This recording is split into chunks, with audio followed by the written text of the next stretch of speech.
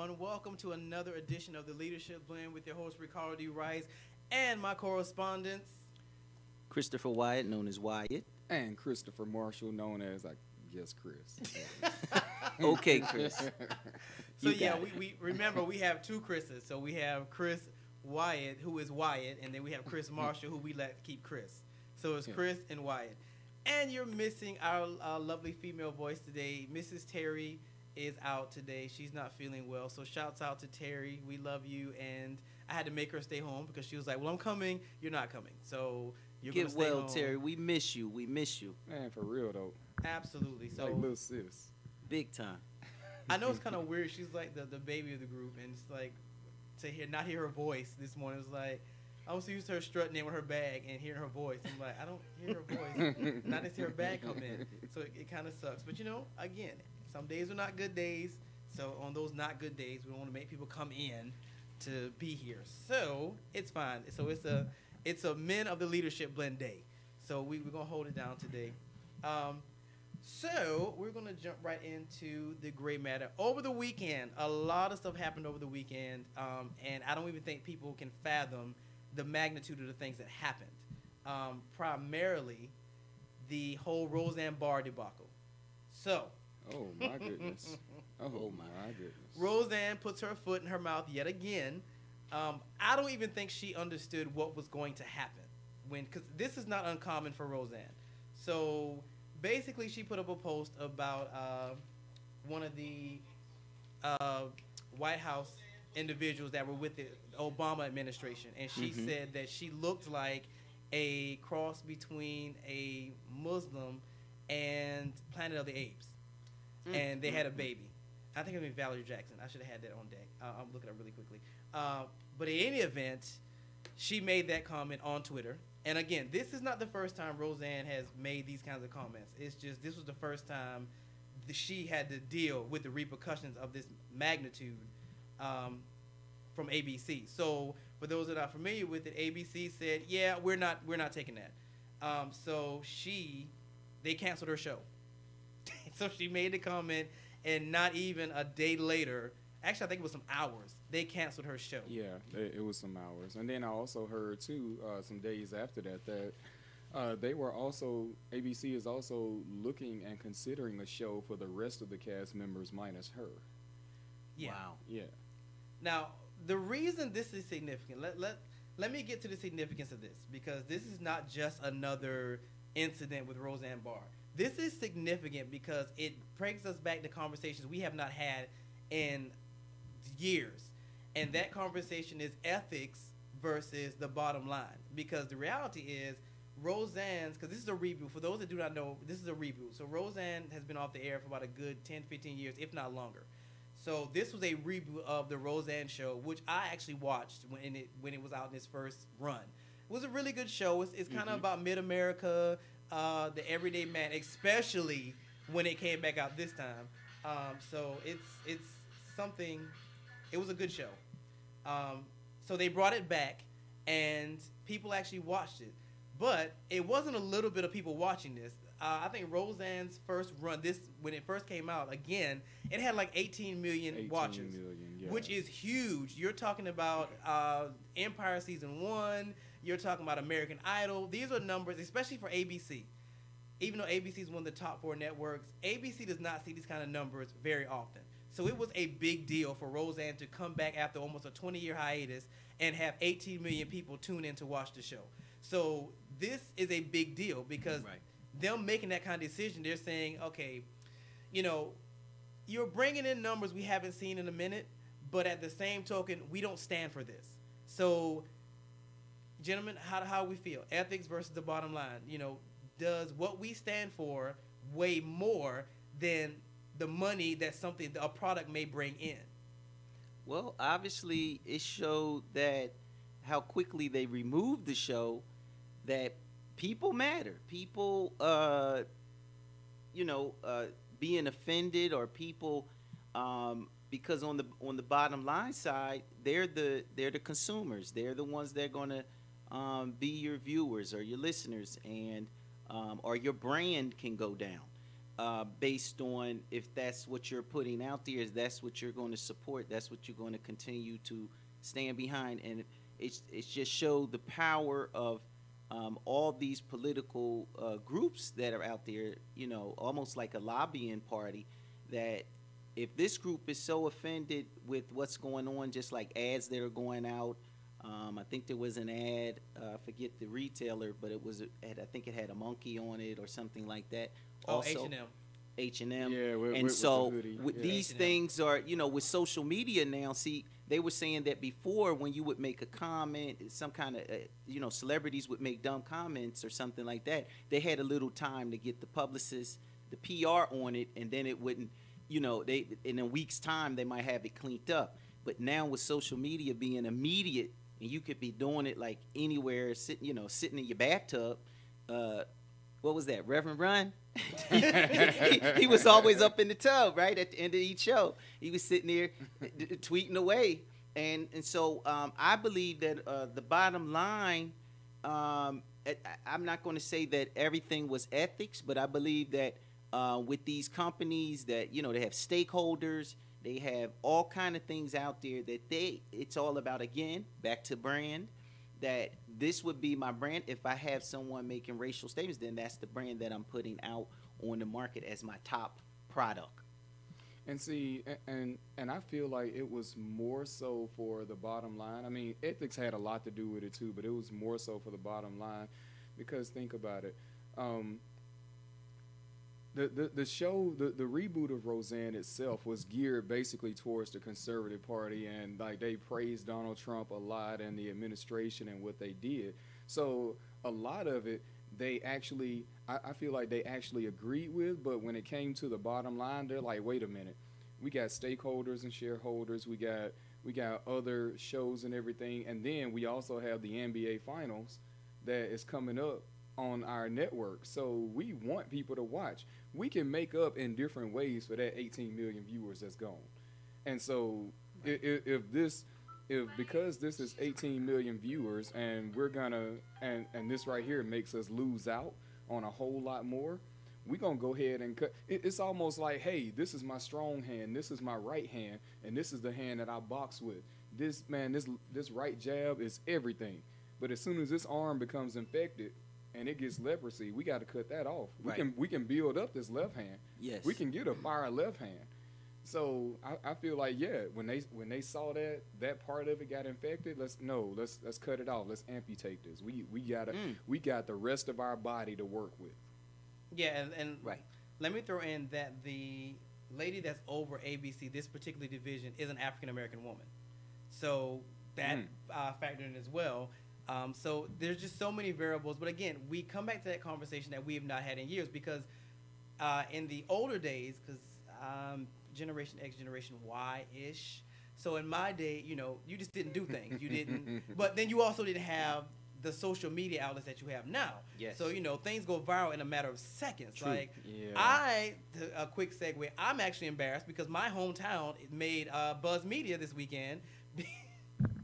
I'm so embarrassed. Okay, so for those of you who don't know, Your I'm from a hometown made Buzz Media? Yes, it's so embarrassing. I'm from a very small town, Hampton, South Carolina. Hampton, Barnville, but mostly Hampton. So apparently, one of the kids' graduation is going on around the world, and apparently this weekend, one of the graduates was told to be there, because, you know, they give you a time to be there, 8 o'clock, 9 o'clock, whatever. Mhm. And after that, they're like, yeah, we're not going to let you in, blah, blah, blah, blah. But nobody really adheres to it because they're kids. And, you know, they just do what they do. So apparently one of these young men was told to be there at 8 o'clock. He didn't make it. They wouldn't let him march. So it became, because of social media, somebody showed it, and we ended up being on Buzz Media. It's the most embarrassing thing. And even the sheriff's department had to give a statement. It was like, well, yeah, you know, he was supposed to be there at 8. But apparently he had car problems, so he couldn't get there. So he got there as soon as he could, and I'm assuming he got there before it was time to actually do the procession. But they wouldn't let him in. So it's become this big hoopla of, you know, this young, and he happens to be a black male. So it became this big hoopla of why wouldn't they let him march? And he you know, he did his 4 years. Why are they not letting him march? Yeah, and and I can see that, you know, it's not all the way his fault, but then that goes back to our generation in a way because we feel entitled to a bunch of stuff. So now, when other people are like, okay, so you were late, oh, so you had car trouble? Okay, well, I'm not sure if I believe that because everybody else in your generation feels like, oh, well, I did, so I deserve and all that type of stuff. And it's like, nah, bro, we're going to put our foot down. Granted, it might have been the wrong thing to put their foot down on, Right. Yeah. but I can't totally blame them for feeling like that. Like, So I mean, you think it's okay that no, I don't think it's okay. But then again, it's like because of the routine and the things that we've seen and gone through. It's like, well, I mean, some people you can't really blame them for feeling like what you just feel entitled. I don't really believe you because they probably been lied to how many times, and it's not like okay. There was another example. About 2 or 3 years ago, there was another graduate, right? At another school, and they wouldn't let him march, not because he was late, not because of anything, not even because of his grades, because he was a straight A student. He was an athlete of like 2 different sports and everything, and I believe like started on the basketball team, but they wouldn't let him march because he wouldn't cut his hair. He had braids, and they wanted all the males to like get haircuts and all that, and he didn't want to do it. He's like, no, for what? How And long so was that? that was 2-3 years ago. I know that I was in Florida when I heard about it. So, and I went to Florida in 2014. So, but yeah, so stuff like that, yeah, you can't do that. But at the same time, when it comes to something and you're questioning, okay, whether this person felt entitled and whether they just didn't care or not, when you're questioning their motive, that's what I'm trying to say, then that's when it's like, okay, we don't know, so we just going to make the best decision possible. And unfortunately, it might have been the wrong one this time. Well, again, she has a history of making all kinds, and yes, she is a diehard Republican who supports Donald Trump, and it's kind of made the reboot interesting because being that she's on ABC, she's in the midst of a lot of diversity. So there's Black-ish, there's Off the Boat. Black-ish, for those who don't know, is an African-American show with Anthony Williams and Tracy Ellis Ross at the helm. But you also factor in Jennifer Lewis and Lawrence Fishburne also in the show as well. So it's no rink-a-dink show. And then you have Off the Boat, which is about a Chinese couple who comes to America, opens a restaurant, and the struggles their son has acclimating himself into the American culture. So she's in the midst of these shows. Now, for those that watch Black-ish, they make a lot of references. I don't really watch Off the Boat that often. It's a really good show the times I've seen it, but they all make little references to their fellow shows. So Roseanne came back and she kind of makes a lot of references to Donald Trump because she's a diehard Republican, and she makes no qualms about it. But then the question becomes, this is not her first set of antics where she's been discriminatory or she said things that are very controversial. So how do we get to a place where she came back on the air and been allowed to do these things? And are we really surprised at her behavior? Because, leopards don't really change their spots. If this is who you are, this is who you are. Now, there was a segue because then she said, oh, my Ambien, made me do it. And this is the funny thing is that Ambien made a statement, and this is where, because last week we talked about brands. And when you have a brand, you have to protect that brand. So when she made that statement, Ambien made a release and said, yeah, one of the side effects. So is this taking the place of the devil made me do it? In theory. It sounds like it. So now we can just say, whatever I'm taking, if I'm taking cough medicine, if I'm taking sleep things, I'm taking this, that, hey, man, I just did this heinous crime because I can say that it was based on what I took. I mean, I guess I was shocked that she went that route because, for all intents and purposes, Roseanne is a comedian. She always has been. At one time, she used to do specials, stand-up specials and all that good stuff. And then she went into her own show. So for all intents and purposes, she is a comedian. But you hear Joy Behar speak about this all the time on The View.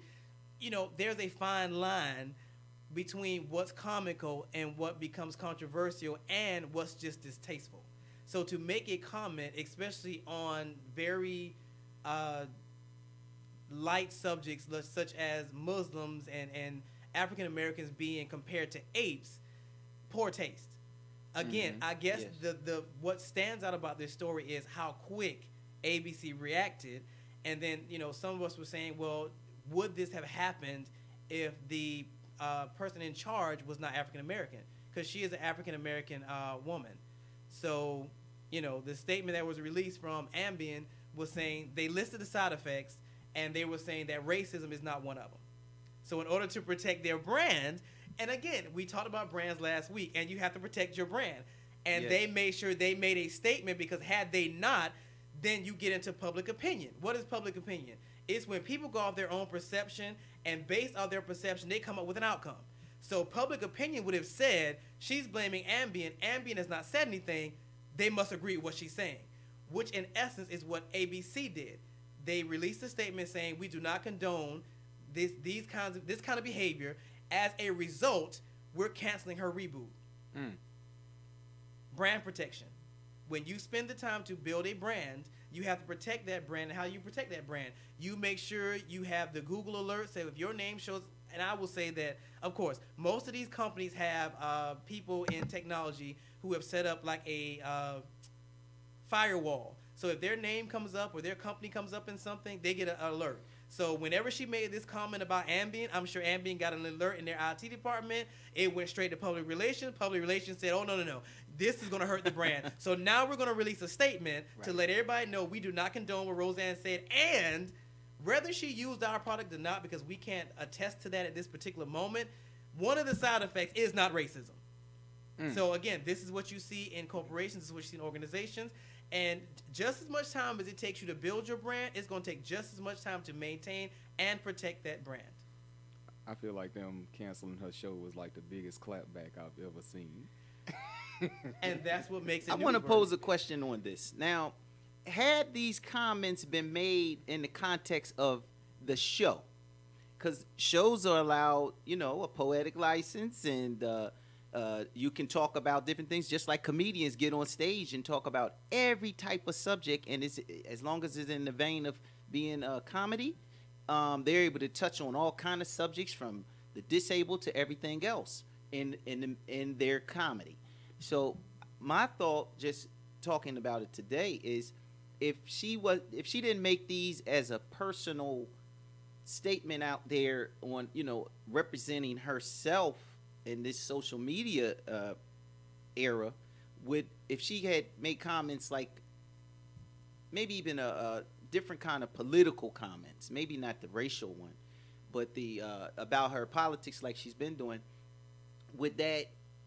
if she would keep it in the vein of it's on the show, and I could be like how Archie Bunker was kind of a bigoted, he was a bigoted character. Yeah, but you gotta remember, in his time, it was okay because we were still fighting certain stereotypes. But I mean, the character itself, we knew that this was, and we do have real people that feel the way these characters portray. So it doesn't mean that the person, because I actually did not like the man who played Archie Bunker, because I personally believed at the time that he was that, and I was a younger person, and I didn't know like you can separate the two. And in this case, because we're now in the social media era, that people are tweeting all the time, and they're saying I'm the real whoever I am, and this is me on Twitter, and these are my statements, I stand behind them. Had these comments been made indirectly or in another coded kind of way as a character talking, would that allowed her to make, like you said, she's making references on the show already about politics and different things, or who she's, but because they're doing this as a person, because now what you do outside, and that's going to lead into something that I'm going to do with the segment today about wait, what? Okay, I definitely got something. It's related to this. It's related to this type of situation where you have a person outside of work doing something that affects everything else. So that's going to lead to my segment today. All right. So staying in that vein, there is a thing called vicarious liability. Y'all know that's a legal side of me. And Lord. What that's shut up, Chris. Write this down. What that means is it's about the scope. So what it basically says is whatever you do uh, on the clock or carrying your company's name makes them liable, vicarious liability. So that's kind of what you get into with this whole situation. Roseanne is an extension of ABC.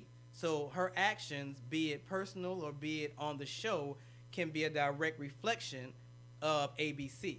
So again, the reason this story is so big is because, first of all, you're not seeing companies do this anymore.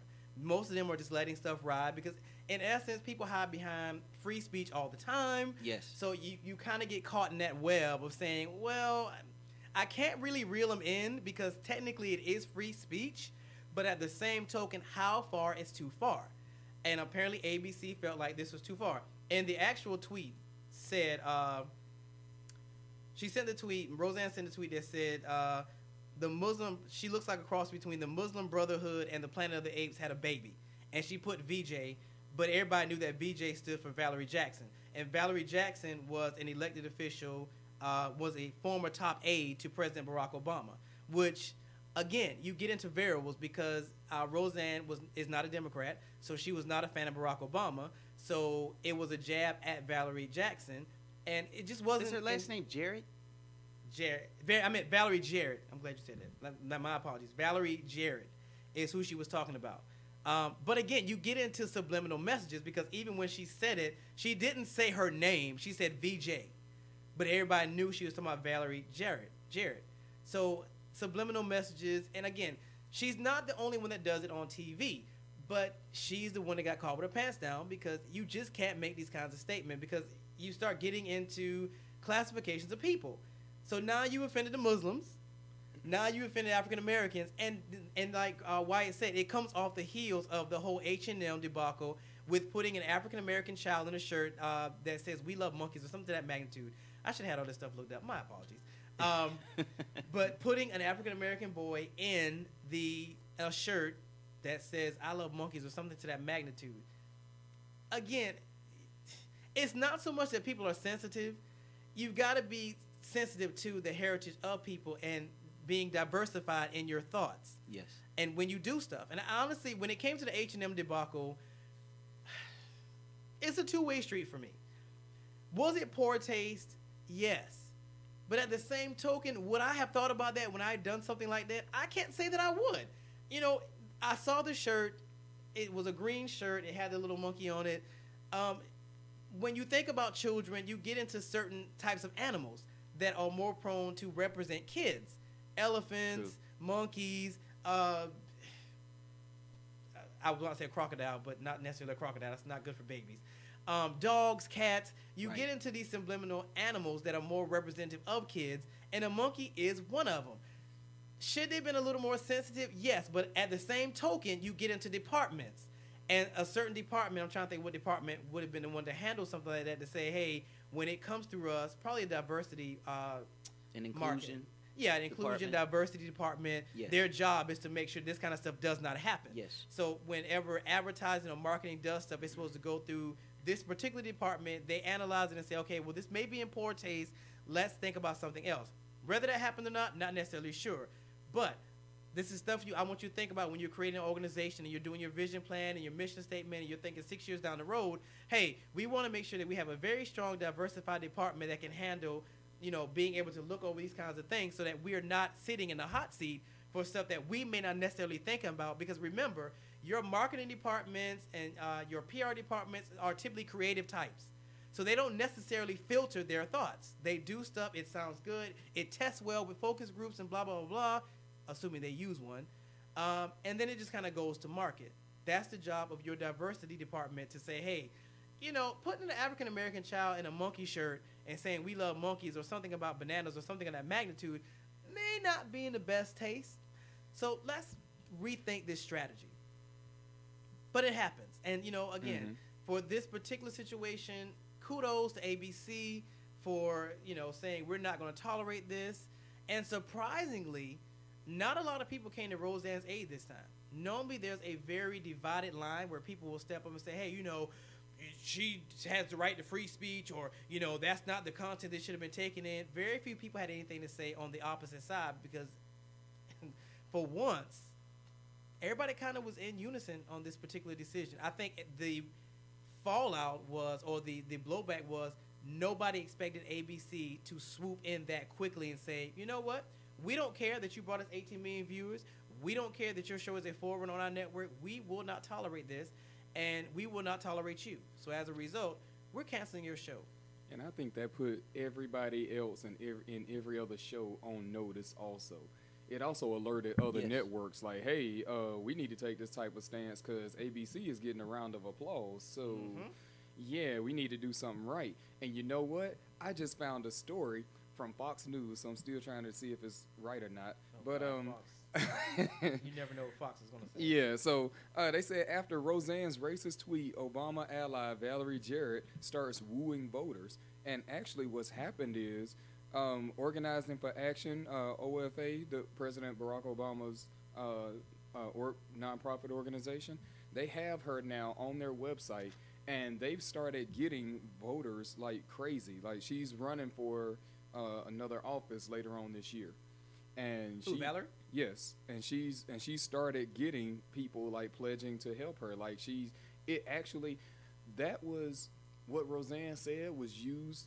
Like, it was to tear her down, and basically it's having a backfire now. She's getting people on her side, and it looks like the polls are swinging her way and everything. Like, when people are like, oh, well, who you voting for and all that.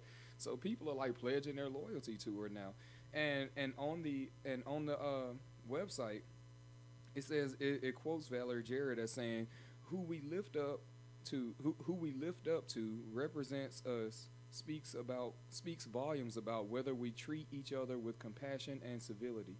It is time to demand better. And she is she's on a roll right now. It basically put her on the spot.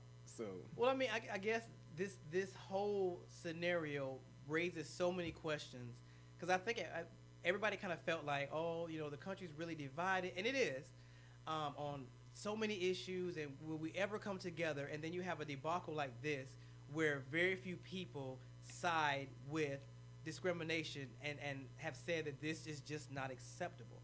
So it poses so many questions about where we really stand. And, you know, are people really more social conscious than we give them credit for? You know, are people really paying attention? Do people really maintain a standard? You know, and are some things still just cliche? We still don't tolerate certain levels of discrimination. Mm-hmm. So it's a very interesting scenario. I'm actually glad it happened, because it was a good thing. Of course, it was bad because she had no business saying that, but it was a good thing because you see that Americans still do care, and that we still are, you know, we're still standing. There's still a standard somewhere that says we're not tolerating it. Money is not enough. Money and viewership is not enough for us to look the other way when you make these kind of comments and insult someone who happens to be minority, that happened to have been a very important person in an administration of a president who may not be sitting now, but he was sitting for 8 years. So it's kudos to ABC. You know, we send the best to Valerie. You know, she may end up being somebody you want to watch out for. So it was a good thing. Absolutely. Can we also mention about the Starbucks, which I'm talking about this, it brought up something else. Now, the Starbucks situation happened, I believe, before she tweeted. Wouldn't you at this point watch what you're saying during a time when the whole country had saw what happened in Philadelphia, my hometown, of course, and I know. You happen to throw that in? I have to throw that in. And cheesesteaks, like soft pretzels, Independence Mall. Come on now. Come on. Everybody has to visit that town at some point and get a cheesesteak. You got to get a cheesesteak. I just wanted to see the Liberty Bell. But the fact that Starbucks had this is national news, international news, and at that time, it's just like if somebody passed. It was a time when Malcolm X was told not to say anything after JFK's assassination. And when he made a statement, he had got silenced by the Nation of Islam. Because at the time, he was told not to say anything.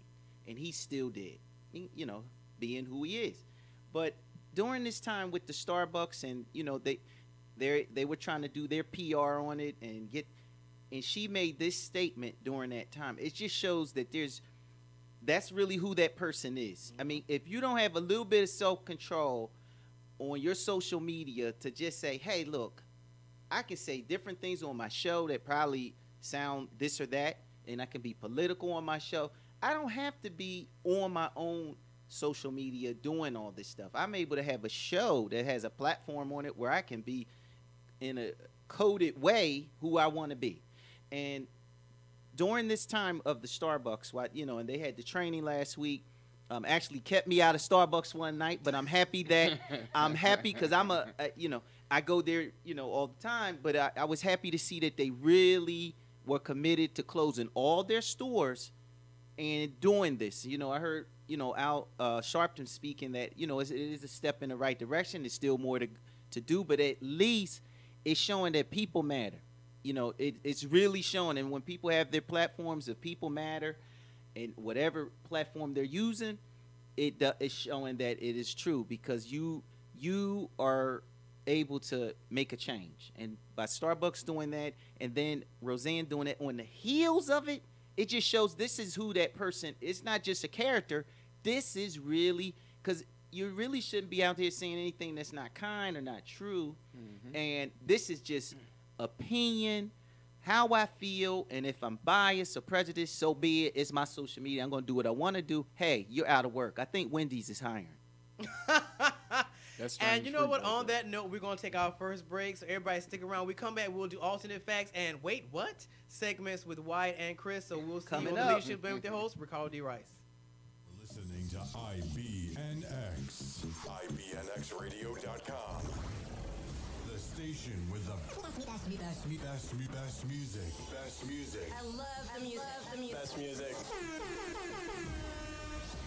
Hey, what's up? It's Jay-Z. Hey, I'm Mariah Carey. Hey, it's Katy Perry. It's your boy T.I.P., man. It is. It's your boy Sean Kingston. What's up, y'all? I'm Beyonce. This is Nicki Minaj, and I'm in the mix with IBNX Radio.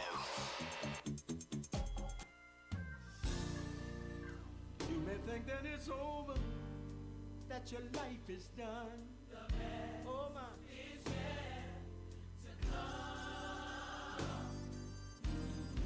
Don't sweat the challenge.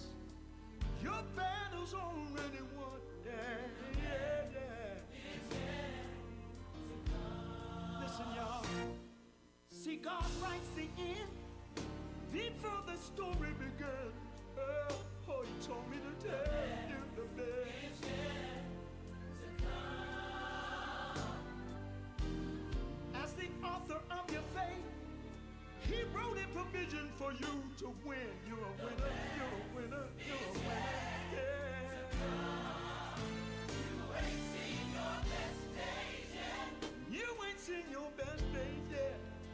You ain't seen your best days yet. I don't care what people told you, you ain't seen no best. You ain't seen your best days. Oh, well,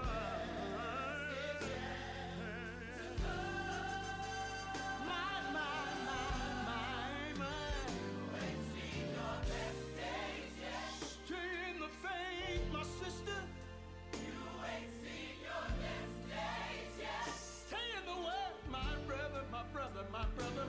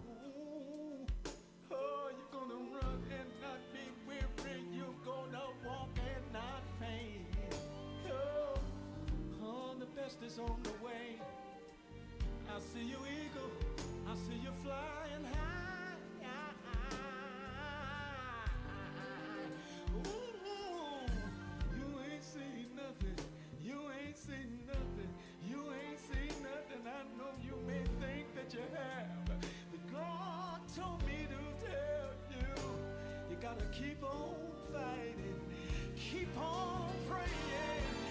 You ain't seen nothing yet. No, no, no, no, no, no, no, no, no, no. You ain't seen your best days yet. It's greater, it's stronger.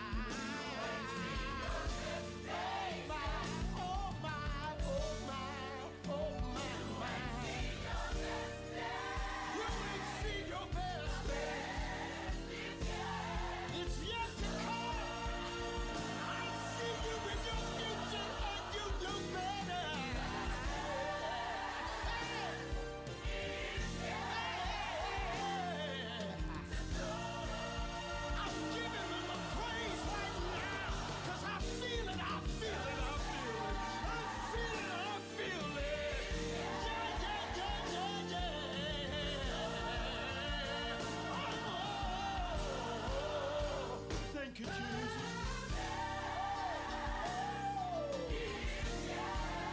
It's yet.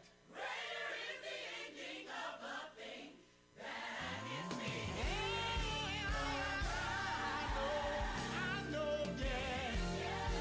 It's yet to come.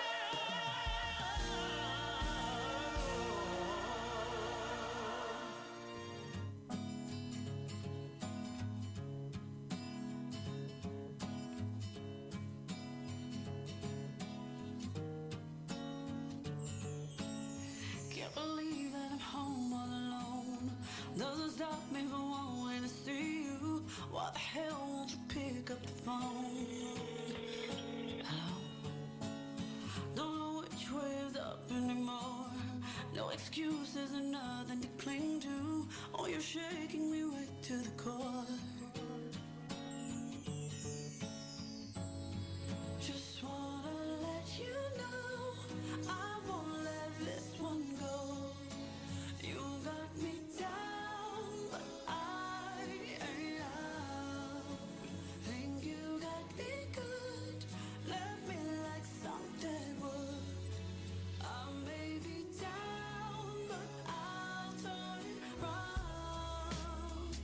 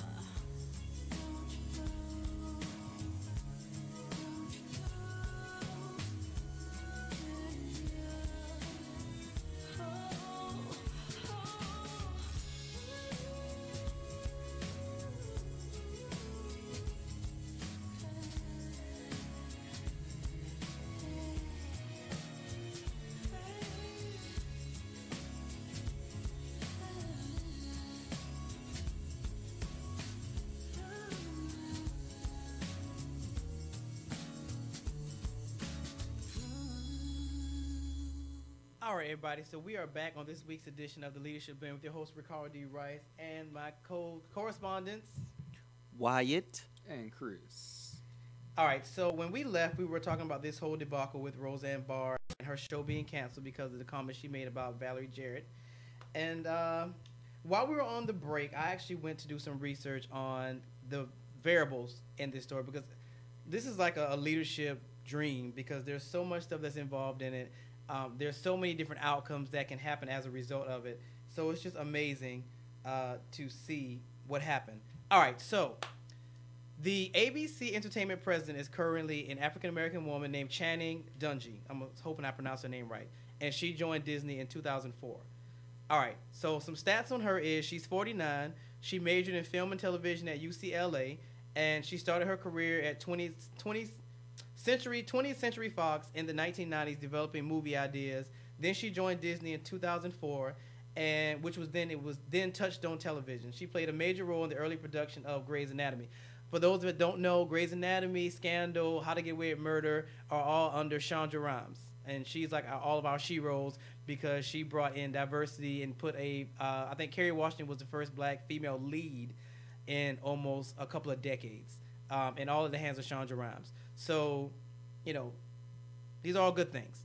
But in any event, what makes this story even more interesting is the fact that Dungey made this decision herself. So there wasn't a superior that did it. It wasn't a spokesperson that came. She came out publicly, condemned Roseanne, and then declared the end of her show. That's huge because, again, she's an African-American female who has this level of power to be able to say, we're not tolerating it. We're canceling your show. That's a wrap. She didn't have to go to somebody. She didn't have to let some spokesperson go to a podium and say, oh, on behalf of ABC. No, she came out on, I think, her own Twitter representing ABC and said, we're not tolerating it. We're done. We do not condone this type of behavior. We're canceling your show. So it's huge. So that's another aspect of it. And again, the stars came out, Viola Davis. And remember, ABC is extremely diversified. So you have Viola Davis, who does How to Get Away with Murder.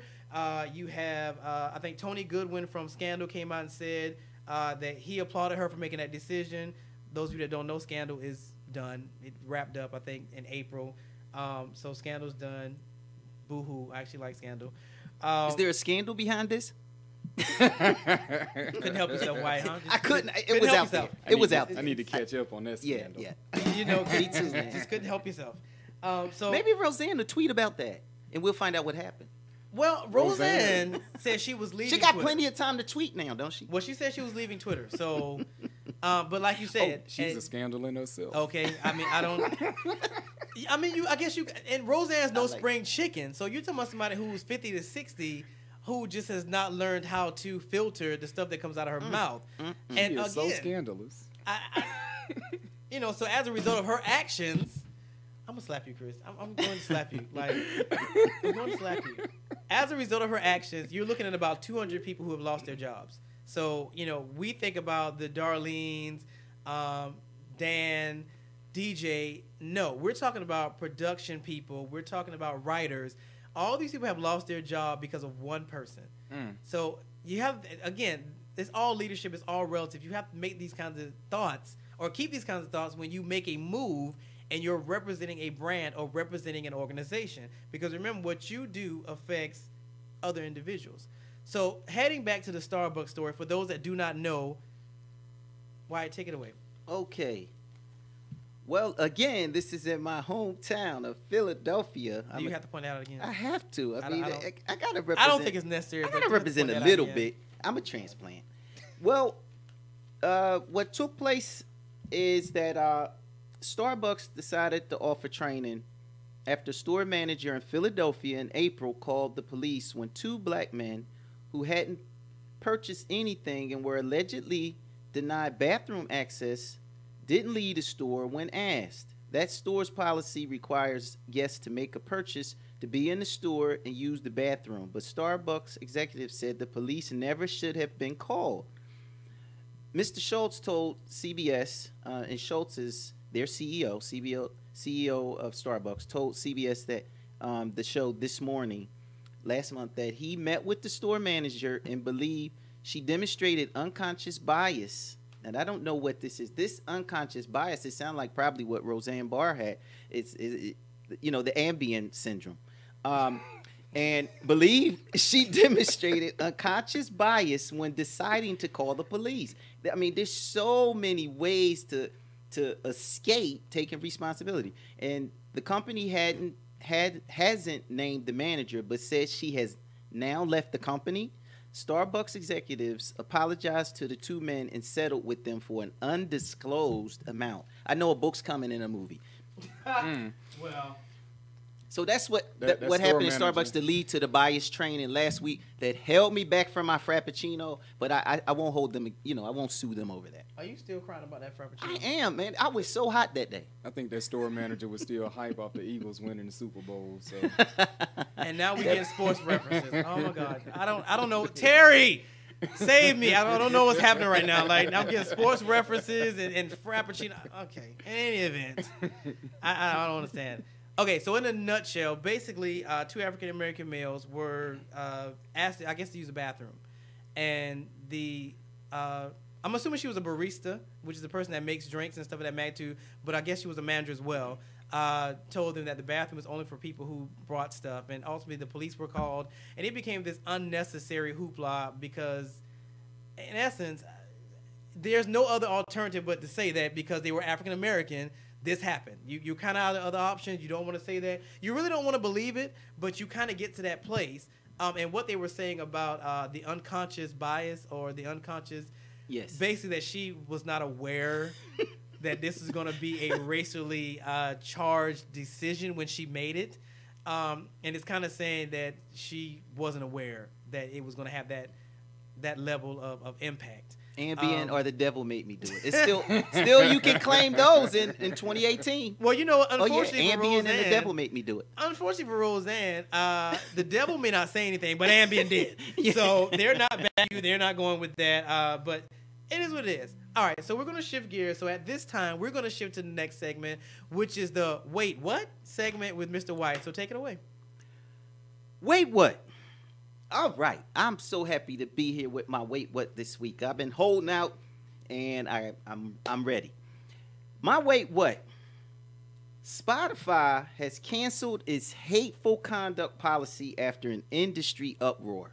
This really ticks me off. I'm just letting y'all know this out there, America. This Spotify has a policy that they were trying to enforce called a hateful conduct policy, which means music meant to incite hatred or violence. They said now that they're rescinding this ruling, they're saying now that they're not playing judge and jury, but they did play judge and jury, and who they had as one of the two people they were after was R. Kelly. Now, listen, I am not here to advocate and say who should listen to who and who should have a platform, but I know the difference between artistry and who you are. So this thing with Spotify is nothing but I don't know who's behind, who's funding the money to Spotify, but this about them being like moral police. This is just unbelievable that they were about to try to do that, which means about 90% of their music would have to be censored because most music has some kind of strong statements in it. Either way, people come from their backgrounds. So you got rock music that says what it wants to say. You have pop. You have all the different genres. And it's not only rap music because, I've heard a country song the other day that had some lyrics I wouldn't want children to listen to. So if they were going to play this moral police officer, this is just unbelievable. And I knew this wouldn't hold up. And as we think of artists, when we think of artists, I like the artists for what they gave, the contribution of their art. It's just like when Bill Cosby had his issues, they took his show off the air. To me, I was talking to people about why did they take his show off the air? The show has nothing to do with his personal life. Am I Right. going to not watch Fat Albert because he has his own personal life problems, and they removed it, which showed there was some racism in that. So the wait what it's just ridiculous. Spotify, you're ridiculous. You're gonna, if you do that, you won't have any product to put out on the market, because if you go through everyone's lyrics and you don't go, you put your blindfolds on to justice, you will have to take off probably 80 to 90% of the music that you putting out there to make money. And that's my wait what. And that's such a shame, man, because they made me so happy last month because I got Hulu for 3 months for 99 cents, and now they go and do this. I mean, come Wait, on. whoa. You got Hulu for 99 cents? Yes. How? For 3 months, it was a whole thing.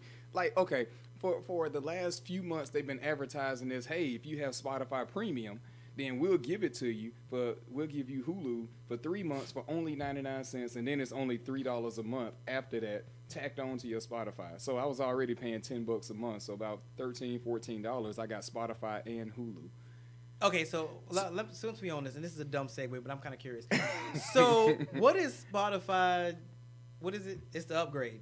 Yeah, Spotify Premium. It's What the is upgrade. the difference? What's the difference? No commercials. I can play everything without commercials. Okay, well, you do realize, because I'm behind the times, so I just got Spotify maybe 2 weeks ago because I never saw a need for it. Oh, okay. Yeah, And- they were done with the promotion by then. Yeah, apparently. I just got like 2 weeks, which is, I I have Hulu anyway, but I pay the actual. It's fine. You only get it for 3 months. After that's going to $9.99 like the rest of us, so it's fine. No. I paid $9.99 for Spotify, and then that one time I got charged 99 cents for 90 days of Spotify, and then my Spotify bill goes up to about $12 or $13.99 To cover Hulu to cover Hulu indefinitely. indefinitely. So I get both of them for like $14. I don't know if you're walking away with a deal per se, because Hulu is $9.99. I'm not paying for Spotify because I can live with commercials. Because what they do is, because I realize, and I will say, I am Team Spotify now. I didn't realize why I would need it, and now that I have it, I almost can't live without it. So I am Team Spotify. I get it. I'm still navigating it, but I get it. But when it comes on, it gives you the option of listening to a commercial to get 30 minutes of no commercials anyway. So why would I pay extra money when I can just go out and go back in the app? Well, when I was on the radio before in Florida, and I was running my own show, I was playing my music on the radio from Spotify. And so if a commercial came on, we were commercial free, so I couldn't have that. So I had to get it then. So it worked out for me. And then I got So I guess got what? so used to not having commercials. If this I ruling was went like, through, you know how many songs you'd be picking from? You probably have to sing a few to put into the playlist, because if they were, Right. if this went through, if they're going to play a moral cop on music, that's why this thing couldn't fly. And probably last would've- Friday, they rescinded this whole policy. And I have been watching this for a while because I have a strong, it's the same thing that happened with Tiger Woods. When Tiger Woods had those things going on about his personal life, some people are like, I'm not watching golf and I'm not watching him anymore. And I was saying, what does him playing golf have to do with his, I said, we only like Tiger Woods. You didn't like him because he was a Boy Scout and lived next door to you and he walked your dog for you. You know about Tiger Woods because that man put that golf out there in the biggest way. It's even popular, even residually from him. You got children all over. You got First Tee Golf. You got all this stuff from inner city golf based on Tiger Woods, and it's not based on if he was nice to this person and if he how many times he prays each day and all that kind of stuff. And if he bakes cookies for senior citizens. It was based on based on the man playing golf. They always say you're known by one thing. Now, Patti LaBelle is baking. She's baking Patty Pies, yeah. Patty Pies. But what is she the most famous for? It's not going to be when she transitions one day. They're not going to say, First of all, "Wow, Patty's is the never sweet gonna potato die. pie." Okay, Let me she's just say never that going to Patty's transition. never going to die. Yeah, Okay. I said that She's gonna about be Whitney around Houston, forever. so. No. But the fact is, the thing that you do is what as I said, separating the art from the person. James Brown was doing different things. I'm not going to stop listening to his music because he had domestic situations. What I'm going to say, oh, man, he had a problem with his wife last week. That's the last I Feel Good I'm going to listen to, you know? Yeah, but again, then you get into the questions of, do we expect people to be able instantaneously to distinguish people from their brand? Tiger Woods' brand is golf. But if he does something in his personal life, it's just like, why? It's the same reason why now I'm starting to understand why we still have The Inquirer, why we have TMZ, why we have Dish Nation, because people are so vested in the lives of celebrities that do you really expect them to distinguish the two? R. Kelly is his music. That's all we know him by. But when you play Ignition, no, that's not the best one. Let me give a better one. Let me not do Ignition. When you play, when you play I Believe I Can Fly, and you hear that R. Kelly has young ladies locked in the basement who are sex slaves, do you really want to hear I Believe I Can Fly from R. Kelly? Think about it. Off the rip. Not because we're intellectuals, just the average Joe American who works a 9 to 5 or works at McDonald's or Burger King. You know, their music is their life, it's their solitude, and they hear a story about R. Kelly having girls locked in his basement and using them as sex slaves and their kids. Do you really want to hear? But guess what? If you're a hardcore fan, now if you're one of the fickle fringe people that they're not behind anything. That's why this social media has to be going day and night just to keep some of these followers. They have to be fed the way they want to be fed. And if they're not, they're leaving you. So they're not your core fans. If you're a core fan, I don't care if you have all kind of trouble, I'm with you. And they might be with you in support. They might not, be out here spending a lot of money and all that kind of stuff, but they're with you with support. Because some of these are artists that are real people. What happened? They got these platforms where they're supposed to float on air and walk on water, and they're not that. They're just real people. That's a good thing I liked about Charles Barkley. I'm so happy he's doing well on TNT because he had his time as an athlete, and he used to say, "I'm not a role model." David just gave you this look like I am not a Charles Barkley. Charles Barkley. Hey, David, what you got to say, man? Come on with it. He looks disgusted. Our engineer, a great engineer. He looks disgusted. Like what? Charles Barkley is not for us. Well, he does not represent us very well at all. I'm not. That's what he said. He said he is not a. Still does a lot. He said that he is not a role model, and he doesn't want them to put him up to kids because they would say you did something in that game or off court time that is not good as a role model. And Charles Barkley, you can Google it. He said I am not a role model. So I don't believe these artists are role models. Yeah, I think they're putting out art. But unfortunately, there's no way to put a disclaimer on saying, don't look at me as a role model because I'm getting ready to act a fool, doing whatever I do. There's no disclaimer to relieve you of that responsibility, especially, and we have to segue, especially for African American males. There's no disclaimer you can put on it. And you know what? I will give it to Beyonce. I'm not a beehive person by any magnitude. But the reality is when you learn how to control your narrative, that's what it's all about. You don't know any more about Beyonce than her and Jay-Z want you to know. That's the reality of it. And it's a beautiful thing. It's a hard thing to do, but they have mastered it. And that's why I can respect Beyonce because you don't know any more than they want you to know. Nobody saw those kids until they wanted to see them. You saw she was pregnant, but nobody saw those kids until they were ready to show those kids to the world. And you really still don't see them because that's the way they control their narrative. So there's no disclaimer that anybody can put on saying, oh, well, don't look at me as a role model. I'm sorry. When you got to that level of success, you became a role model for somebody. Is that fair? No, it's not fair. But the price of fame is a catch-22. Hey, call in, guys. 678-688-4269. 678-688-IBNX. Call in. Chime in. Yeah, so I would just want to say that in the Tiger Woods situation, he going to have fans regardless. Because and people like him are gonna have proving fans my regardless. point, Mr. Marshall. This dude had little Asian and black kids fighting over what part of him was hitting the ball so good. What? Wait, what? He did his craft so well, right? That he's always gonna have fans. You can hear that Michael Jordan right now. He beat up his ex-wife and shot one of his kids. And you still going to be like, well... You still buying your Jordans. Yep. He's still the GOAT. Is that true or not? Ricardo, would that be true exactly what he's saying. That would the kids immediately say, "I'm not buying my Jordans"? I don't think so. I love my Jordans, and I could talk about him as one of the Right. greatest players ever. Even if he's out there, you remember he had the gambling. That's what made him. They said he was Yeah. gambling and this and that, and he might have got something happened to his family based on gambling debt and all this kind of stuff. And he left basketball for 2 years based on outside things that had nothing to do with the court.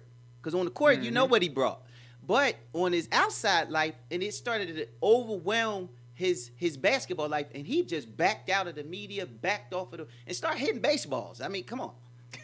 All right, but you're an idiot. Well, thank you very you're much. An idiot. And, That's true. Well, but the valuable lesson in all of this is what we're talking about is the target audience, and we Yes. talked about this last week. When you build a brand, you have to target a specific audience. Why? Because in a situation like this, your target audience are the people you depend on that says, if I do something stupid tomorrow, you're still going to support me. That's We your know target you would audience. never do anything stupid. First of all, everybody let's else not would. say, First of all, let's not say never. And I just learned to control my narrative. Thank you, Beyonce. I've learned to control my narrative and that it can be done. But again, you have to spend the time to build your thing. But when we get into the subject of role models, don't get me started because Get started. this grinds my gears. You know, when Boils your grits and particularly, everything. you know, when you start looking at, because again, there's no disclaimer you can put, especially when you start getting to minority celebrities. There's no disclaimer you can put that says, well, excuse what I'm getting ready to do because I don't want to be your role model. Well, unfortunately, that's the catch-22 of being a celebrity. Again, is it fair? No, it's not fair. But you also have to understand the price of fame once you achieve it, especially when it comes to minority males. Females definitely too, but definitely our African-American males. You know, musicians and politicians and people of color have to be mindful of things we say and we do. Why? Because there's a generation of kids who are not being raised in a two-parent household anymore. So what does that mean? That means that the landscape of the African-American family looks completely different than it did when I was young or when we were young, you know, and you were used to, case in point, my neighborhood, I'm from the suburbs. So in my area, there were three families. There was my family, there was the Grants, there was the Capers. All of us had mothers and fathers in the household. We knew that our community was literally a village and that my mom was at work. I think Lennis was at work, but Aunt Pat was home. Aunt Pat was the first house you passed by to get to our two houses, and we knew Aunt Pat knew the bus driver. So when the bus pulled up, the bus driver made a beeline for Aunt Pat to let her know what happened between me, Chrissy, Nita, all of us. Aunt Pat let all the parents know, so when we got home and all our parents got home, we knew we were immediately in trouble because Aunt Pat didn't tell everybody. But that was the dynamics of our community and our village. Well, that's not what it looks like anymore.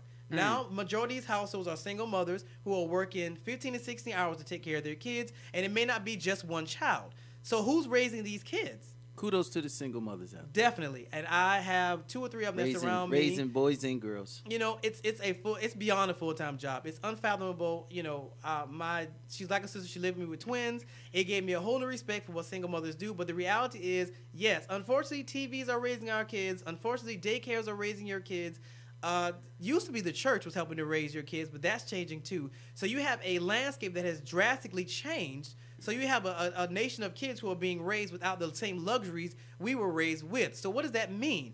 That means that the requirements and the expectations of our African-American leaders has changed drastically. Why? Because now if you're a male, a minority male, unfortunately, you're helping to raise a nation of kids. If you're a female, like we were talking about the ABC executive, you're helping to raise kids. Shonda Rhimes is helping to raise kids. Should that make a difference? Yes, it should make a difference in the moves that you make. Is that fair? Of course it's not fair because you didn't lay down to have these kids. But at the same token, it's a community effort, and we speak about it all the time. But the reality is it is a community, it is a village, and you do have to be mindful of what you say and do, even with us sitting on this particular platform and the things that IBNX does or Love 860 AM does. You know, they're majority minority. So what we do and say, how we operate, all this affects the kids of tomorrow's generation. So are you basically saying people who have a brand? Because if I'm Joe Schmo just getting on MARTA and going to work and I do my thing on the weekend and you think I have to worry about Everything I'm doing, if my pants are sagging, if I'm doing this, and I'm going to tell you something that happened recently, and it's back to, these single parent homes. Someone that I know interviewed for a job, and I believe they did not get the job based on their hairstyle coming into a corporate setting. Now, that's a whole nother subject because you're getting the job based on who's sitting on the other side of that table. Now, if they come from a background that looks at you in a certain way, and then you come in looking like you're somebody that they believe is from the crowd that offends them in some kind of way, or that they look at in a demeaning way, then guess what? Your application is going to hit the trash can. And I just saw it happen, and I believe it's based on the fact that they came in with their hair twisted. And this is a corporate place that doesn't really want to see that ethnicity in their job site. And it shouldn't be that way, but if somebody should say to you, based on where you're going to go, you might not going into that environment fit what they're going to hire. Just be prepared that you might not get it because if you're looking too ethnic for that company. And I'm just leaving it at that. That's why I shaved my head bald. I was like, you know what? Like when I left the Army, man, I was like, bruh, I'm gonna grow my hair out and this and that. And then I realized, okay, I mean, that's a whole big subject. I'm going into, this aviation school that is like 95% conservative. And I mean, like we got a whole lot of things going on. And then the industries that I want to get into, I got to hang around certain people and probably go to country clubs and all that. And I'm like, yeah, I want to grow my hair out, but at the same time, what do I want more? My career to take off faster, or for me to fight a little bit more just because people don't like my hair? And I'm like, no, it's not right, and I can't be defined like I ain't cutting my hair and all that type of stuff. And that's not meant to offend anybody that feels like that. But at the same time, I'm like, bruh, if I can get just a little bit easier by just keeping a haircut, I'm gonna do it. Like, but that's the point, and that's just me though. But it's a valid point because at the end of the day, it becomes a matter of picking your battles. As African American males, because we're devoid of Terry today, so it's just us. As African American males, it becomes imperative that we learn how to pick the battles that we fight, because you already got strikes against you out the gate. Right. So why add unnecessary battles? Now, if you feel strongly enough, and again, I've never grown. Okay, so I'm bald, but. Because I have to remind people of this, and if you go on my Facebook, you'll see some of it. Because Facebook started in like 2006, 7-ish. But my hair days predate that. So I've had curls. Yes, I've had curls. I had an S curl. You too. I had an S curl. I had waves. I've had straight hair. I've had the bald head, which was the easiest to maintain. I should have did this a long time ago. But, I've never had twists. I've never had desire to have twists or anything of that magnitude. Doesn't knock it. I don't think it will look good on me. But if you feel strongly enough about it and it's a battle you feel like you need to fight, then I say go for it. But if you're really trying to get somewhere, especially when you're talking about corporate America, and when we say corporate America, we're talking about people's headquarters, Xerox, Racetrack. Most of these big companies have headquarters. So when you start getting into headquarters and bases of operations, that's when we start talking about what's called corporate. So there's a culture that typically goes with corporate. And that culture really is across the board. It just looks differently for African Americans because we can do so much with who we are and our look. We can do the afro, we can do the twist, we can do all those things, whereas typically non-minorities aren't really, they don't really have that luxury to do those kinds of things. We can. But as a result, it's a good and a bad thing because as a result, corporate America kind of plays some I don't want to call them limitations, but some safeguards to kind of keep things from going. Some unconscious bias. No, it was conscious. Oh, it was conscious. Oh, my bad. They knew. Okay. They Got knew. you. They knew when they made it to kind of safeguard the look that goes along with it. Because, again, you have to remember, when you get on a corporate level, you're having conversations that people at an operations level or people at a basic level are not having.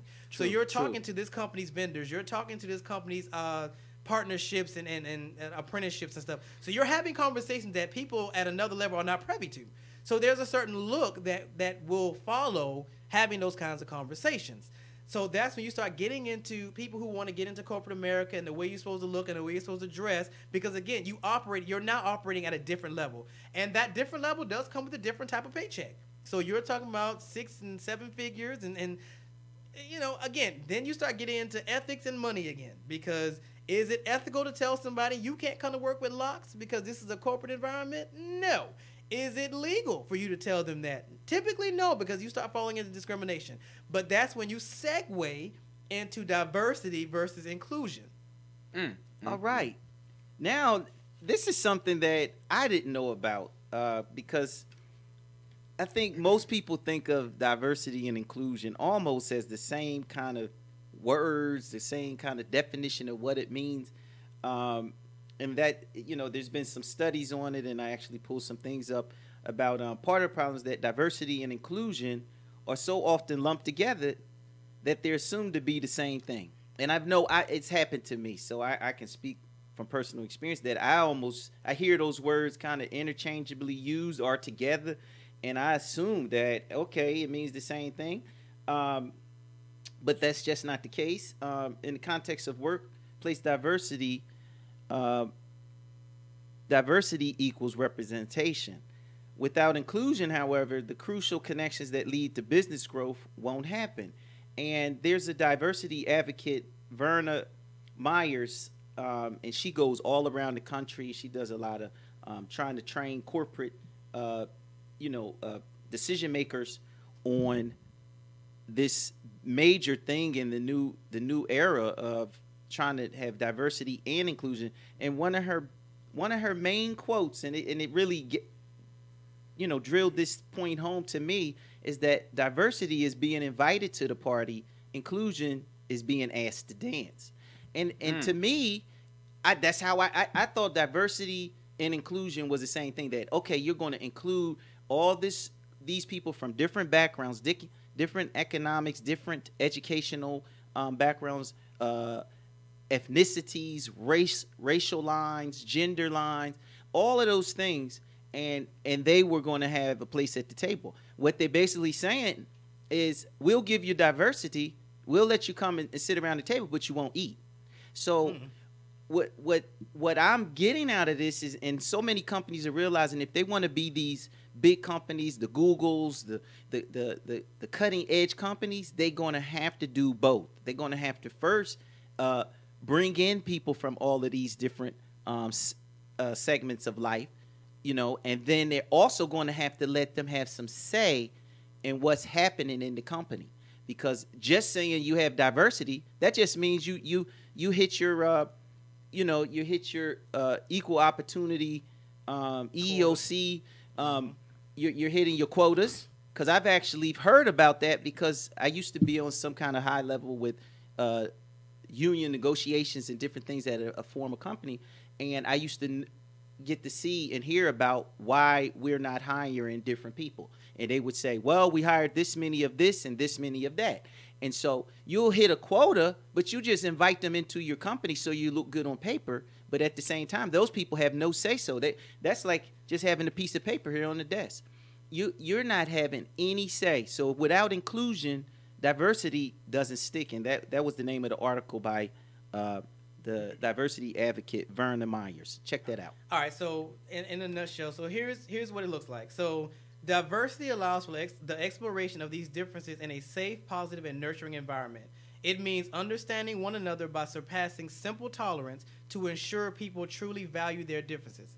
This allows us both to embrace and also to celebrate the rich dimensions of diversity contained within each individual and place positive value on diversity in the community and in the workforce.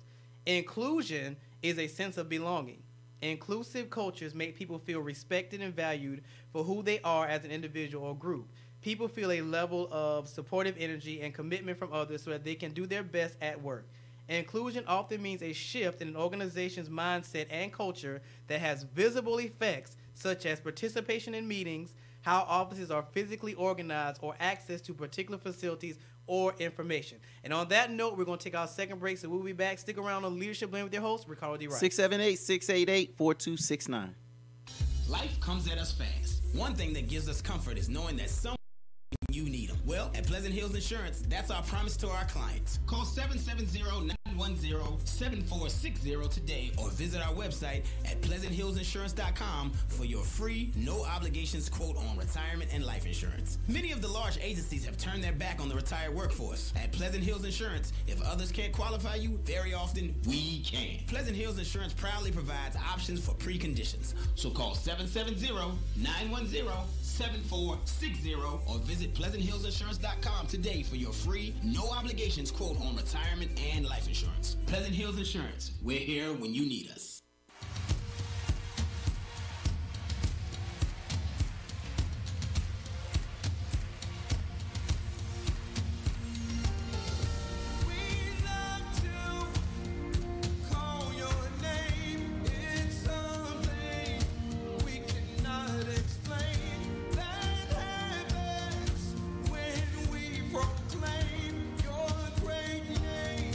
Your great name.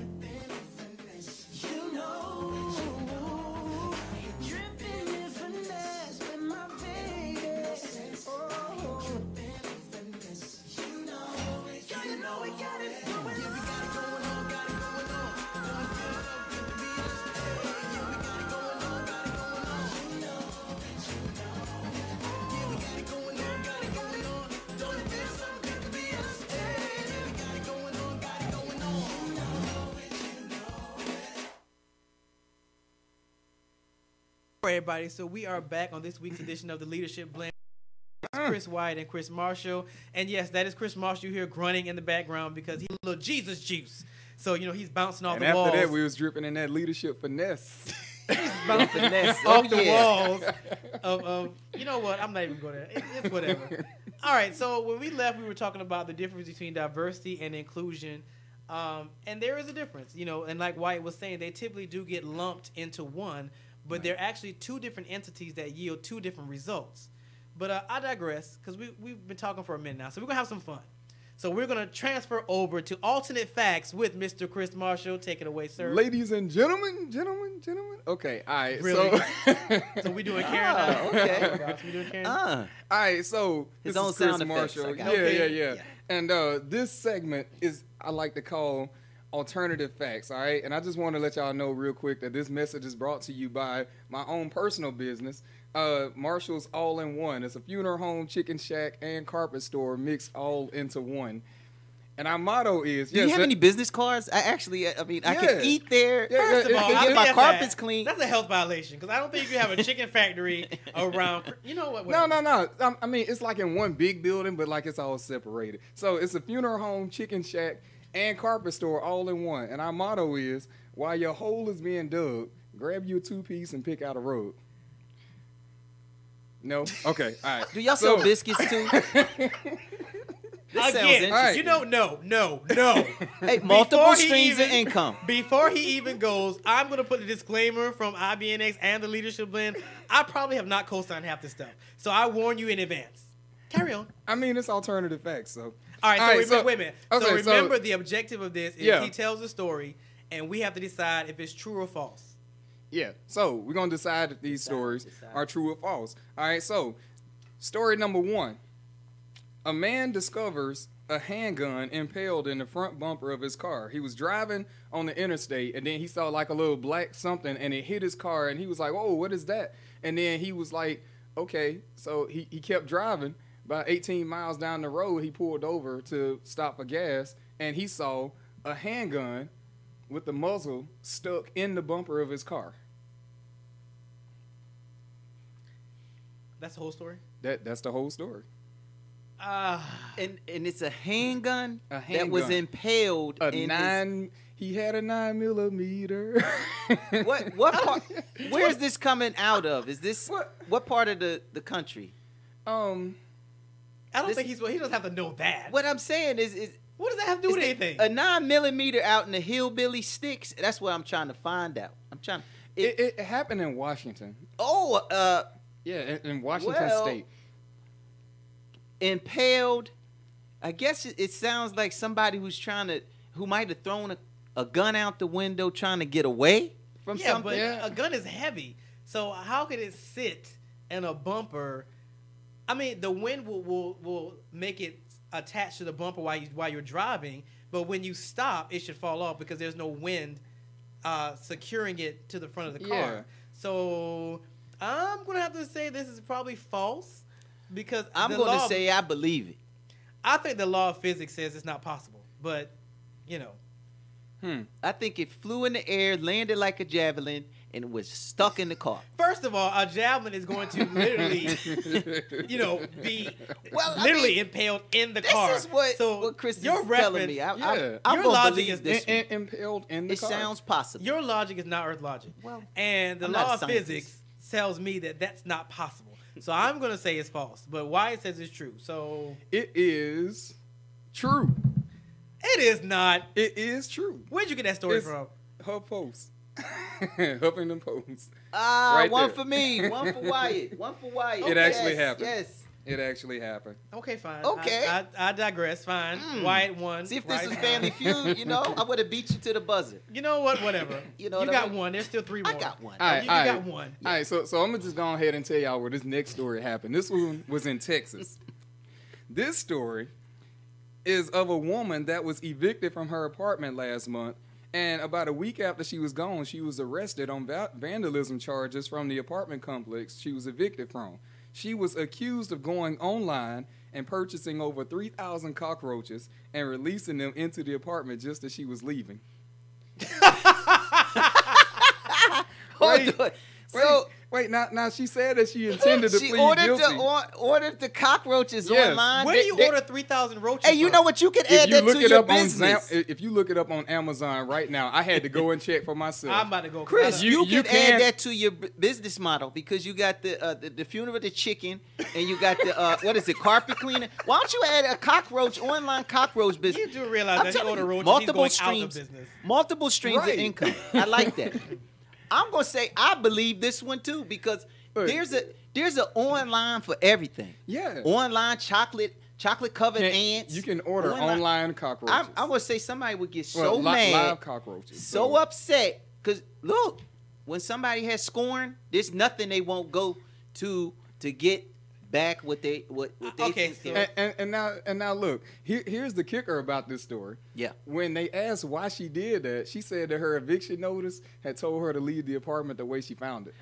Oh, so she found it with cockroaches. Hey, you know what? We learned that as a child. You know, put back stuff when you take it. Put it back the way it was. That makes a lot of sense. I'm putting one for that is true news. I actually have. I'm going with true news. The better question is, okay, so I just looked up ordering roaches. I just looked up You ordering roaches. ordering roaches? Yes, you can actually order roaches from Amazon. You can order small Dubai roaches on Amazon. And I guess the Yep. better question is, so you can't pay your rent, but you can buy 3,000 roaches? I mean, when I looked them up, I didn't see that they were all that expensive. She might have had a coupon for half off. But Yeah. I would love to pay good money. oh my God, it could have been a sale week for cockroaches. You just don't know. You know what? Roaches are not that expensive because apparently you can get small Dubai roach live feeder roaches, 100 of them for $12.99 on Amazon. Okay. Yep. All right. That's I- disgusting. I- But you can get 100 roaches for $12.99. Yeah. So for on a fraction Amazon. of her rent, she could have True got news like to me. 3,000 True cockroaches. True news. I'm going with true. Just because you can buy them does not mean she did. So I don't know. I actually might decide with you this. That could actually be true, but Make a decision. yeah, because you can get 500 for $27. I'm gonna say false. I don't think anybody can be that creative. I don't. Who thinks to go on Amazon and buy roaches to put in an apartment complex? Who does that? So I'm about to say I mean, false. you can buy a bag of candy genitalia and send it to somebody. So You're usually trying to prove a point, so that does not count. But to go buy 3,000 roaches, I'm going to say false. But Ricardo, you ever watch these shows, these crime shows, and the different things people will do to get back at people? I mean, it's like limitless on foolishness. I believe somebody would order those roaches and try to leave a problem for I that. agree, but that's usually free shenanigans. She paid to have roaches to put in an apartment to get, I don't know, to get back at the apartment complex. I'm gonna have to say false. And if I say true news. If she has I that say much true free news. time, Chris, I'm concerned. I'm going with true news. We I say battling false. again. well, that story is false. Yeah. I'm glad I don't put money on anything. Y'all hear that? Facebook, do y'all hear that? I lost out on fake news. I told you. Because I believe it's that possible there to was buy. no way. It's possible to buy cockroaches. You proved that it is possible to buy It cockroaches. is possible to buy cockroaches, but the likelihood that somebody's gonna think about this. Now, I'm not gonna say that has never ever happened, but it was something funny that I thought about it. And I'm like, oh man, I gotta write a story about that one. Wait, you made that up? Yeah. I'm concerned. I'm concerned the fact that you made that up. Like, this is the problem I have with Marshall, because he sits around and think about these kinds of things. Like, who would? I can't even. I don't know whether to kick you or to promote you to something like creative director. God created me, baby. I love the way I was Okay, so now created. 1-1. 1-1. Oh, but back to my point. All right, so you gotta look at it this way, logically. So you got evicted from your apartment, which means you've already paid money. You've probably been to court and you probably paid a fraction of rent that you just couldn't finish. So now you have to find another apartment. You have to move all your furniture out before they come throw it out. and you're going to take money. I don't care if it's just, you said how many roaches? 3,000? Mm. So she spent about 3,000. I mean, and look, and 30, you don't 30, even 30, need 30. 3,000. You should have been her You can defense buy attorney. like You're look, really You know I was gonna go look, to law look, school. you could just buy like 20 something female roaches, because if you can buy roaches online, I'm sure that you can just buy pregnant female roaches and just let them loose in the house. You know, and then when they have Y'all hear babies, this, America? like, look, I know I wasn't the only one that grew up in the hood where you had the little roaches, and you was like, oh snap, that one got an egg, get it? Yes, gross. Yeah. It's so That's gross. disgusting. That is Absolutely gross. disgusting. Yeah. But yeah, I mean, I can't see anybody taking money to buy roaches. Somebody has to be really spiteful. Now, granted, the Bible does say hell has no fury like a woman scorned. That's what I was talking about. Talking about scoring. But scorn usually equates to anger and like being violent. I don't see any woman sitting around thinking, you know what, it's a woman saying, I'm going to buy 3,000 roaches and put them in an apartment complex. I'll show y'all. But see, that type of thing has happened before, because there was a guy in Texas, actually, and it's funny that I remember that it was in Texas, but the guy got like several like parking tickets that were unfair, and he took it to court because like they were unfair. They unfairly made him pay it, and it was like several $100s worth. What he did was he went and got a wheelbarrow, and he went to the bank, and he took that several $100s, and he made it all into pennies and rolled a wheelbarrow in there See? and dumped it all out and made them do that. That's why they say now you need exact change or you need dollars and no coins when you go and pay tickets and stuff. Yeah, So but that's this not is- roaches. That's But this not is roaches. just as Yeah, true yeah. as a 9mm Yeah, flying it's- through the air and getting impaled in the car. Now that's end up being a true story. So that's why I can believe somebody could get so upset. Yeah. Look at the things that people do. That's why when I'm at a restaurant, I do not mess with the people that cook my food. You know what? Because guess No, what? no, you know what no, happens? You know no, what happens? Some of these, no. somebody might put a little, you might have an extra little flavor in your food today. You know what? And that have you Understand. ever worked in a restaurant? No. That's always the first ignorant statement Wow. somebody makes See, that has you- never worked in a Actually, He's a restaurant. good actually, advocate. I worked at KFC back in 2005, and I saw people like, oops, drop a piece of chicken on the floor because they all being rude. You didn't Well- get my order right and this and that. Oops. I've I've worked in seen that. restaurants most of my life, and I can say I've never seen stuff like that. I've seen some people attempt to do stuff like that, but most of the time I'm in management, so I don't play that game. It's disgusting. It's gross. But, you know, I hate when my friends go out with me and they say that. I'm like, oh, well, you know, I don't want to send it back because if I send it back, you know, they're going to spit in and blah, blah, blah. Everybody, some people do have tact and some people do have integrity, so they don't do stuff like that. They just legitimately take it back, because I do when I'm serving, I take it back. And, you know, we make you another, I may gripe about it, but trust me, you will see my facial expression before I leave the table to let you know Hey that I'm guys, not we happy. got a comment here from one of our viewers, Rhonda. Hi, Rhonda, out there watching us. She said she better put that money on her light bill. And there lies in my point. Right. Who has that kind of money to waste? Good job. Good There job lies out my there, point. Rhonda. Fine. All right. So Rice won, Wyatt won. Okay. Go ahead. 1-1. All right, so this well, not the last, because I got 4 of them, but the next story is on a Southwest Airlines flight. This lady, she was sitting like in between 2 people. Now the guy in the window seat, she said, was masturbating the entire flight. And then at the end of the flight, the guy gave his tissues to the flight attendant to throw away. And she was so disgusted that she actually bought the Wi-Fi just to text them towards the end of the flight, just to tweet them and say, hey, this is what's going on next to me. And she said the guy was watching porn Wait. in the seat Watching porn on the plane. with no headphones or nothing. That's not possible. That's not possible. Yes. Hold on. Watching porn on That's his not own possible. phone, on his personal phone. No, he- you can't he- because you're in the air, so you can't He watch had a it. tablet, so apparently it was downloaded or something. Oh, you can't do that. Yeah. You can't do that. From personal experience, I'm just saying, because I learned how to download shows from Netflix. I was saved all my life, but I was running, so. You know what? In this world we live in, it doesn't sound so outrageous. Now, if we was back, and I don't have Terry here because when I made a reference to Leave It to Beaver, that was way, way back, and I had to talk about the Cosby Show, and she said, "I got you." Okay, so, but if we go back to that era, the 50s, the 60s, this would sound so outlandish. I would have to say, "Hey, are you on Ambien or something like that with Roseanne?" Really? But are you know, is this what you're justifying why you're saying these things to me today? But in this era of all kind of outlandishness that's going on worldwide, I think there's people in Amazon doing stuff too. I don't know. I would say it's possible. So I'm going to say it could be true news. Again.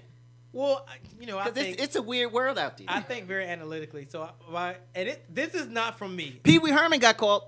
You know what? So I'm going to say it's true news. True news. Pee Wee Herman never recovered from that either. Our viewers, true news. I'm surprised ain't nobody called Barney yet. Know what? Telling random people's kids you love them, and that didn't sound right to me as a kid. I'm like, I don't know you. I'm gonna ask for a friend. I'm not asking this. I'm gonna ask for a friend. Is a male masturbating in public the equivalent of a woman breastfeeding in public? Oh my goodness! No, because you feeding another human being. I'm asking for a friend. Hold on. One is self gratification, and one's taking care of a child that has to eat. I'm going to say but one's based on a formula. Well, you don't necessarily have to. No, but somebody don't have to be on the plane. Have you seen the to difference do whatever between that people thing that were is? breastfed and the people that had similar? You know what? What I'm not gonna do with you is this. Because I said, and again, I'm not asking for me. I'm asking for a friend. So that just happened to come up. I'm asking for a friend. Breastfeeding versus what this person's accused of doing on the plane. I think those are the apples and oranges. I mean, I think it's funny that three men are on a radio show talking about breastfeeding. Well, look, that's how a lot of us got healthy and got here. So, that's how I got here. I don't. My Aunt Susan said no. So, okay, in order for this story to be true, there are too many variables that don't add up, though. Because, like, okay, he can download porn, but why would he want to do that on a plane without headphones? And why would she not tell a stewardess to come over? And why wouldn't a stewardess see this when she's doing the little cart, giving out her little peanuts and stuff? Secondly, I mean, did he not cover it with a blanket while he was doing it? It's all willy-nilly out of... I have to say this story is not true. There are too many variables that don't make sense. I have to say this story is not true. Well, this story is true. Oh, yeah. And I'm gonna read y'all the tweets from this lady. She was flying. Let me see. Where was it?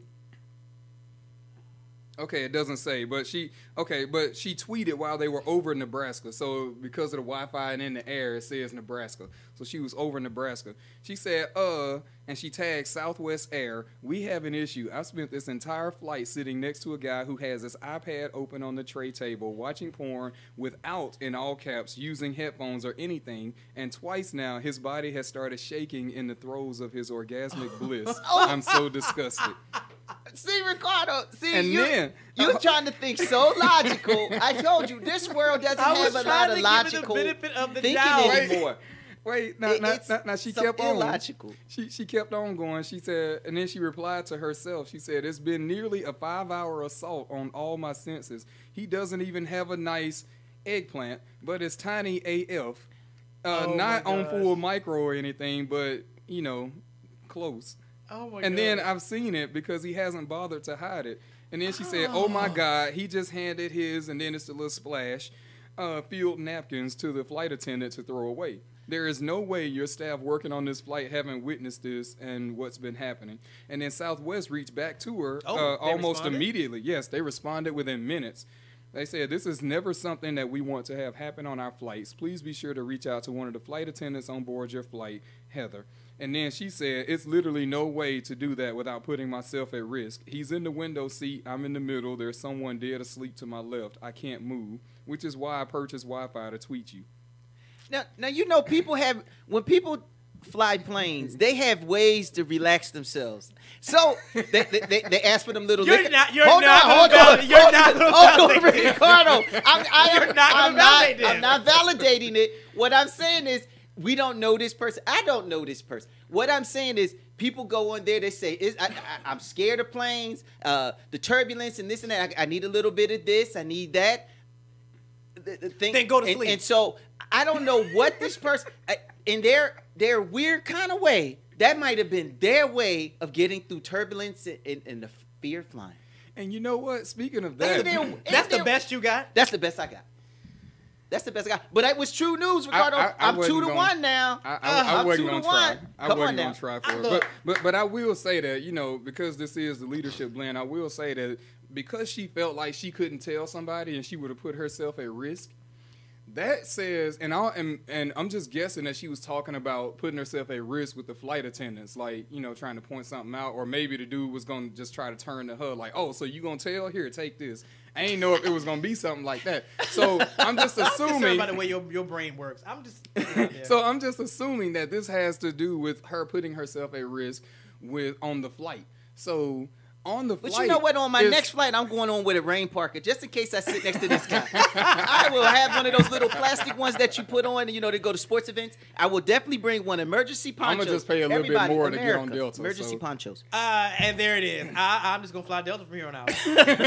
Delta would have never let that happen. So I'm gonna fly Delta. Right. And see, the difference is like, especially like the last time we were here, we were talking about like the work environments and like how leaders create the work environment. Yes. And, you know, company culture. Yeah, company culture. That's the word I was looking for. So I actually had an issue on one flight with I'm not even gonna say the companies because this is real. But at one particular company, I flew one flight and I had an issue. I went to the stewardess. I said, hey, I need this, you know, thing rectified, and she was like, yeah, let me get with somebody because I don't think I can do that. And I'm like, well, ma'am, I don't need you to go to them. I just need you to just do this. This is all I need. She was, no, I can't do that. No. And then she was like, my boss, no, I'm not just going to do that. And I'm like, are you that afraid? Do they not have your back? And then some months later, I flew a different flight that was really good, i.e. Delta. I'll call them out because they're good. But Delta, I asked the lady at Delta. There goes anonymous. Okay. No. Well, this is a good thing because I'm not gonna put out I got you. I got $5. Say who the other one was, but yeah. But I went and I had this same exact issue, and I said, ma'am, I just need this right here done, and I know y'all probably can't do it. And she just stopped me right there, sir. Whatever you need, I don't know if I can do that, but let me go and get help. I'll find somebody who can. And I'm like, that is a world of difference in a company culture because on one hand, you're afraid that you're going to get in trouble. You don't think that they have your back. Oh, you know what? Well, if I try to help them, then I'm going to get in trouble because of this. On the other hand, the same exact situation, not the same airline, but like, you know, around the same, even the same terminal that I was flying out of. The next lady says, hey, I'm going to do whatever I got to do to help you. In other words, I have trust in that my bosses have my back. They're going to make sure that I'm taken care of because I'm taking care of the customer, and that's going to bring you back. And I was like, that let me know right there as an entrepreneur myself. I'm like, I got to make sure I'm taking care of my people because that's going to take care of the customer. Mm-hmm. It doesn't matter if what they did was against company policy or not.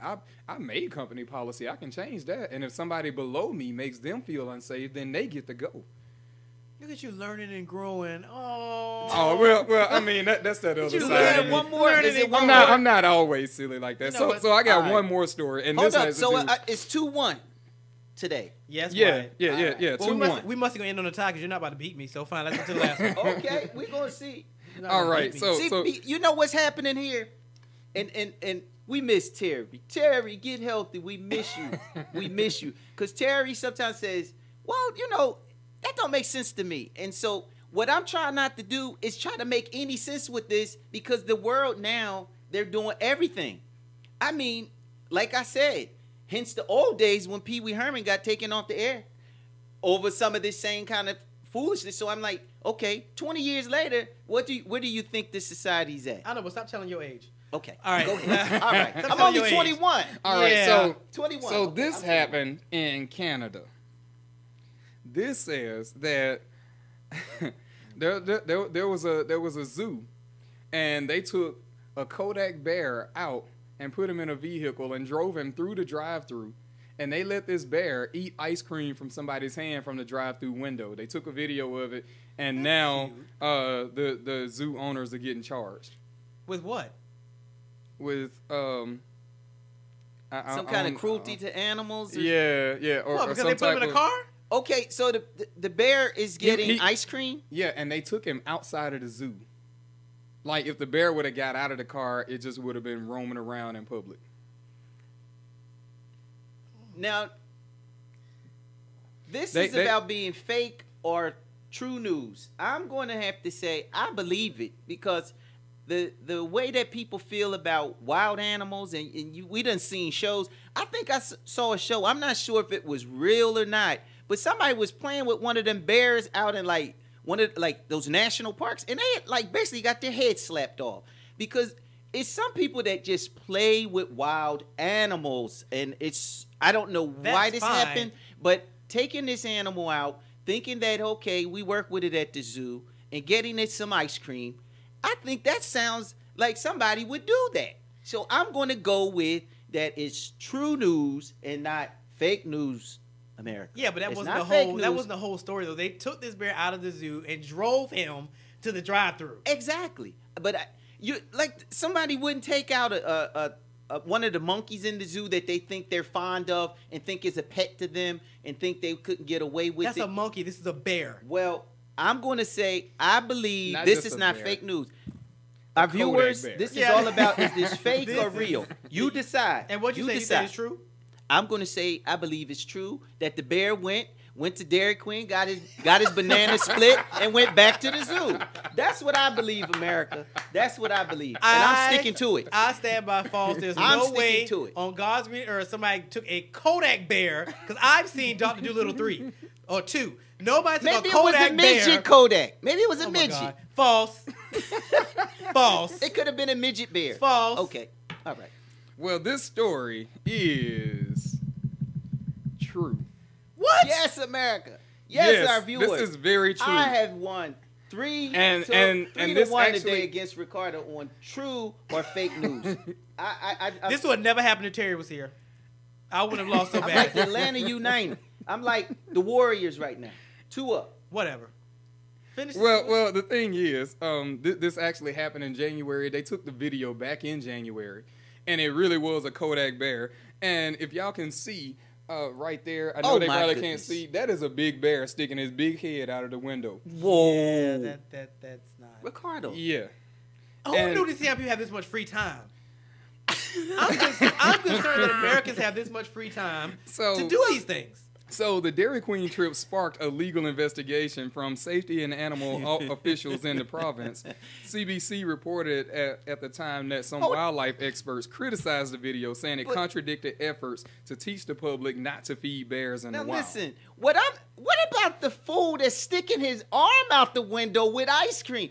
Is that not amazing? Now I know in the name of them looking like little cuddly little bears and different things like that. But if you stick your if that Kodiak bear just bit his hand off, then guess what? Then they're saying that this is some vicious animal, and why did he do that? And we need to put it down and all. Right. Hold up. Why are you extending your arm out there with some kind of ice cream cone, probably your flavor of the day, and you're going to do that to some, and then, if something bad went wrong, then guess what? So I just can't believe the guy who's got his arm out the window like that. Hey, I would have to put that thing on a tray, and you're going to have to go for it, Kodiak Bear.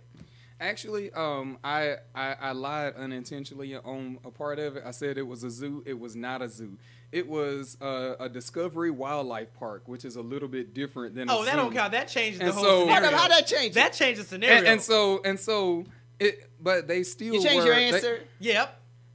That's a whole different ballgame. A zoo versus a wildlife preserve, they're two different things. Oh. A zoo Yeah. is for the Makes a difference to you. confinement of animals. A preserve, they get to roam freely. Tell me this. Would you be the one to reach your arm out and give him the ice cream cone? I just want to know Would you do this. it? How long have you known me now? Who went I don't and think picked you the could do bear up and decided to put him in the driver's seat of this car? Well, no, because like This is it's like true one of those news like out those there. This is true F-150s news. that have like the back part, and he stuck his head on the back part. That's like the. Let me see. It's like he's in the corner, like he's in the back seat that accompanies the. I mean, his No, whole 'cause- head is out the window. Because there's a window behind him, so So that's what I'm saying. So there's, well, that could be. Is he in a van or a truck? it looks like it looks like a big van or something. You know what? I feel like this would story just say is inconclusive. that the driver's side is on the right side in this vehicle. I feel like this story is inconclusive, so my answer should not be valid because this was partial alternative facts. So that don't count. That you just got disqualified. 'Cause Oh, those were not. You trying to give yourself a point? You still You got would be down disqualified. 3-2. No, it'd be 2-1. No, I think I got more right today. No. Today I think I did. I would believed in a lot more things. I think even the cockroaches online, I believed in that too. But that's where I lost. That says more about you than anything else. All right. Well, I would like to end this segment with a couple of shout outs. I want to give a shout out to all the flat earth people that are also atheists. You know, they believe the earth is flat, but Jesus was fictional. It doesn't make any sense to me. But Fake news continuing. Okay. This is the offensive part of alternative facts. oh, and because we in Atlanta, I'm not gonna say the other one that somebody gave me, but I didn't make this one up. So you're not going to say it, so leave it be. All right, so you're going to leave that be. All right, so we're in the final couple of minutes. So, all right, everybody give your final thoughts. Well, the show today was pretty good. You know what? I lied again. It was great. It was great, man. Stop lying, Chris. But see, Tell the truth. When your fake news is over, we know you I tell can't the tell truth. when he's telling the truth Only or doing lying is now, fake thanks to news. the alternate See, facts. it's fake news is where it's, I never know he's telling it's a the truth. gray area. It's question marks. But I never know he's telling the truth. Come on But now. see, I enjoyed it because, I mean, as usual, you know, I learned a lot. This one, for some reason, it had a slightly different dynamic, but it was still missing Terry. So Yes. Hopefully she gets better and she's back here next week. But, I mean, this was fun. This was fun, and I'm looking forward to next time. So. As Chris said, I believe it was we had a good subject matter. These are basically universal issues that we're dealing with. I mean, they've been around. Some of them are getting more attention now. The social media has changed the whole landscape of issues and topics and how they're handled and how quickly you can comment and respond and engage. It has changed the whole dynamics of what's going on. So I think it leads to things becoming more sensitive, or people becoming sensitive, and trying to be politically correct is just so hard these days because there's so many opinions. And as they say, you know, everybody has an opinion. So I think sometimes some of the sensitivity is people going to have some tough skin on some things and some stuff to be sensitive about, because you're having so much opinion out there that if you get bent out of shape over everybody's opinion, then you're subject to millions of people's perceptions. And I can't see waking up every day to think about how many people think different things of me and how I'm going to respond to all the ways they think of me. I think you need to be strong in yourself. And as we've been talking about brand is about consistency and about being true.